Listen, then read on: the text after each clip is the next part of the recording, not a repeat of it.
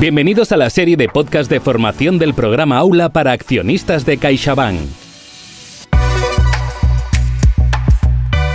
Empezamos el cuarto episodio del podcast de formación financiera Aula, el podcast para accionistas de CaixaBank. Estamos con Natalia de Santiago, autora de los libros Invierte en ti e Invierte con poco. Bienvenida, Natalia. Muchas gracias, Josep. Un placer tenerte a ti aquí con nosotros hoy otra vez. Soy Josep Lop, responsable del programa de formación para accionistas en CaixaBank.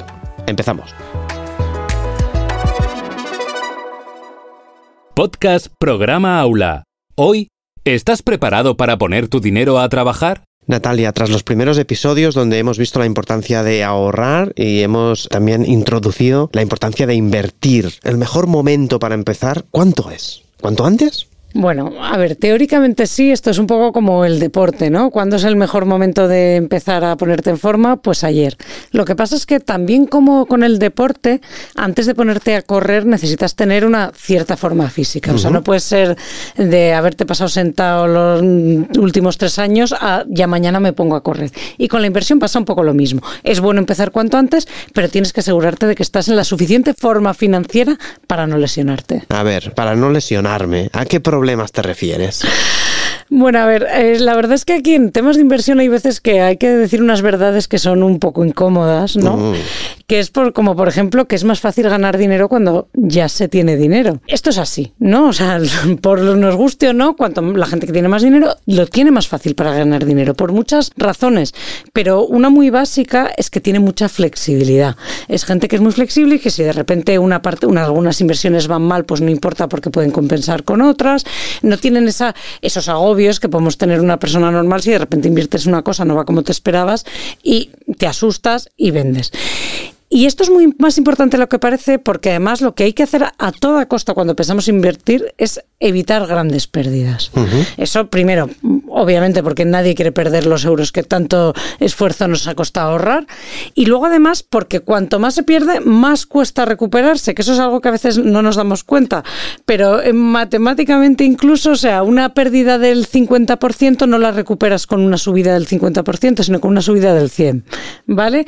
Entonces, por esto es muy importante, si no somos de por sí ya tenemos unos grandes patrimonios, asegurarnos de que estamos en buena forma para precisamente poder funcionar un poco y para aprovecharnos de estrategias que puede utilizar la gente que tiene mucho dinero y luego para evitar las grandes pérdidas y sobre todo lo de no convertir en reales pérdidas sobre el papel, ¿no? Que esto se ve muy claro cuando hablas de la vivienda, por ejemplo, la gente que se vio obligada a vender en plena crisis inmobiliaria. Eso es una pérdida. Sin embargo, la gente que pudo aguantar y no vender, pues se ha recuperado y sus casas vuelven a valer igual lo mismo que antes o más. Entonces, para eso hay que estar en buena forma financiera y esto no se puede evitar. La verdad es que visto con esta perspectiva impone un poco. Pero, Natalia, ¿cómo lo podemos hacer para evitar caer en estas trampas? Pues a ver, lo primero es que es muy muy importante solo invertir dinero que no vayas a necesitar en el corto o medio plazo. Entonces, eso es básico. Por eso se ha hablado tanto del tiempo y de saber ahorrar y de ponerte unos objetivos y de saber qué plazo tienen esos objetivos. Precisamente por eso, porque es importante que el dinero que inviertas no lo vayas a necesitar. ¿Por qué? Para evitarte precisamente eso, tener que vender en mal momento. Entonces, este es como el básico. Solo se puede invertir dinero que no necesites a corto o medio plazo. Con lo cual, una idea, entiendo que equivocada, sería el tema de pedir un crédito para poder invertir. Bueno, es que esa es de primero de inversor novel. Bueno, a ver, de cajón. O sea, la deuda a veces se demoniza y la deuda puede ser muy buena, ¿no? O sea, la deuda funciona como una palanca. En muchos casos, ¿quién puede comprarse una casa sin una hipoteca, ¿no? ¿Quién puede montar un negocio sin financiación? En ese sentido, la deuda puede ser positiva y ayudarnos a crecer. Pero cuando hablamos de inversiones financieras, como puede ser la bolsa, la renta fija y tal, lo único que haces cuando inviertes utilizando deuda es multiplicar el riesgo. Es decir, igual puedes utilizarlo un poco de palanca hacia arriba, pero sobre todo lo puedes utilizar de palanca hacia abajo. Y como hemos dicho que nuestro objetivo principal tiene que ser evitar grandes pérdidas, porque es muy difícil recuperarse, la deuda te puede multiplicar la pérdida, con lo cual es peligrosísimo invertir en inversiones financieras con deuda. Que no quiere decir que la deuda en sí sea mala, pero con la deuda yo siempre la comparo con los champiñones, la hay buena y venenosa, ¿no? Esto es lo mismo. Pues la deuda venenosa, buena, mala y venenosa, hay que intentar, la deuda muy peligrosa, hay que intentar evitarla, y lanzarse a los mercados a crédito es muy, muy peligroso. Entonces, ¿qué podemos hacer o qué puedo hacer para asegurarme de que realmente estoy en forma para empezar a invertir? Pues lo primero, una persona que está en forma tiene un buen presupuesto. Que esto es alguien que a nadie le gusta que se lo diga porque parece una cosa como el ahorro gris, ¿no? Pues no, un buen presupuesto. ¿Por qué? Porque si tienes un buen presupuesto, tienes visibilidad de qué gastos vas a tener en el año que viene. Si tienes un presupuesto bien hecho que contempla verdaderamente todos tus gastos, pues tienes más seguridad de que no vas a necesitar ese dinero en ese plazo. Entonces, un buen presupuesto es lo primero. Y luego un viejo conocido, el colchón de emergencia. ¿Por qué? Hablamos de él en el primer episodio. Sí, y volveremos a hablar seguro porque yo le tengo mucho cariño. Pero también es otra cosa que suena como muy de andar por casa y muy del día al día, pero precisamente ese es el colchón de emergencia el que nos va a permitir, si por lo que sea pasa algo que no estaba previsto en nuestro presupuesto, porque la vida, ya sabemos todos que uno prevé y prevé, pero luego de repente viene el coche y se te rompe el día que menos lo habías pensado, o la gotera o el vecino, no sé qué. Y eso, para no tener que tirar de nuestras inversiones, necesitamos un colchón de emergencia. Es así. Es decir, ahorrar y asegurarme de que no voy a necesitar ese dinero sería como lo primero. Sí, lo que pasa es que no es lo único. Como te puedes imaginar, yo siempre vengo luego con más deberes. Porque otra cosa, lo que estamos hablando, un poco esto de tener un presupuesto y de tener un colchón de emergencia está muy bien porque nos permite tener un poco acotados nuestros gastos, pero ya hemos dicho que la vida da muchas vueltas, pueden pasar muchas cosas. Entonces hay que intentar tener una cierta flexibilidad financiera, que al final es resiliencia, este palabra que ahora se escucha mucho, pero que es súper importante. Y la resiliencia es la capacidad de tener un bache y recuperarte rápido y sin consecuencias. Y esto es fundamental, porque al final los baches, por muy bien que hagamos las cosas, muchos son ajenos a nosotros. O sea, no los vamos a poder evitar por mucho que nosotros hagamos los deberes al pie de la letra. Entonces hay que ser resiliente. Y para ser resiliente hay que ser flexible.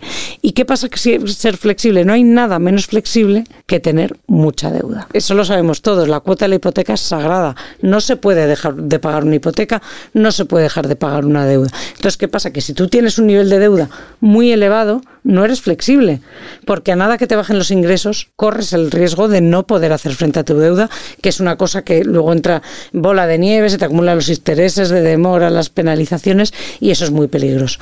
Entonces hay que tener un nivel de deuda adecuado que está en torno a un 40%. La suma de todas las cuotas de todos nuestros préstamos, hipoteca, préstamo del coche, pagos fraccionados en tarjeta, la deuda del tipo que sea, no debe ser más de un 40% de nuestros ingresos netos mensuales. Porque si no, si estamos por encima, somos poco flexibles, no somos resilientes. Y si estamos pensando en invertir encima y decimos que no queremos tener líos, no queremos tener sustos, esto es importante. ¿Qué pasa? Que sobre todo en España nuestro nivel de deuda viene muy determinado pues por la hipoteca, por la vivienda, que al final es un poco el grueso en el que está endeudado pues todo el mundo. Y en este sentido, la hipoteca no debería comerse todo ese 40%, porque pues ¿quién no tiene que financiar un coche? Hay muy poca gente que se pueda comprar un coche al contado. Hay otro tipo de deudas que te van a surgir a lo largo del tiempo y que también vas a tener que fraccionar o financiar en algún momento. Entonces, todos tus gastos en vivienda, y esto incluye también el alquiler, ahora explicaré por qué, no deberían superar 1/3 de tus ingresos netos, es decir, el 33% de tus ingresos. ¿Por qué? Porque la vivienda habitual, tanto si es en alquiler como en compra, es algo que es cero flexible. Tú mañana te vienen mal dadas y no puedes coger los bártulos y largarte. Eso lleva un tiempo, es muy doloroso y sobre todo nadie queremos que las cosas lleguen a ese límite. Entonces, para ser resiliente conviene tener estos ratios bien ajustados. Y si no los tenemos bien ajustados, pues hay que ajustarlos antes de pensar en invertir. Natalia, has introducido un concepto que me parece muy interesante y es el de flexibilidad. A ver, ¿cómo podemos hacer para mejorarlo? Pues hay un concepto ya, llevándolo ya al máximo de la flexibilidad, que es medir tu capacidad de reacción. Y para eso necesitamos el presupuesto. Aquí todo se va hilando. Está todo ligado, sí. Porque ¿qué es tu capacidad de reacción? Es la parte de tus gastos que tú puedes cortar de un día para otro. Es decir, yo mañana me pasa lo que sea y hay X gastos que me los puedo quitar, que suelen ser ¿cuáles? Para empezar, el ahorro. tú puedes dejar de ahorrar de un día para otro, con lo cual la gente que ahorra mucho es más resiliente de por sí, porque tú puedes dejar de ahorrar. Lo primero que dejas cuando las cosas van mal es de ahorrar. Luego, la ropa. ¿Quién a día de hoy no tiene ropa más que suficiente? El ocio. Tú puedes dejar de viajar, dejar de salir, o sea, eso es una cosa que se puede recortar muy rápido. Sin embargo, cosas como contratos, suscripciones, que a lo mejor pueden tener plazos, que a lo mejor tú te quieres dar de baja hoy, pero tardas 3 meses. Eso no es flexible, aunque sea ocio, pero no es flexible. Entonces, esto es un poco distinguir qué parte de tus gastos son de verdad variables, los puedes cortar de un día para otro, y qué partes de tus gastos tardarías más en cortar, porque eso es una medida muy buena de tu flexibilidad. Entonces, se trata de mejorar este ratio, de convertir gastos fijos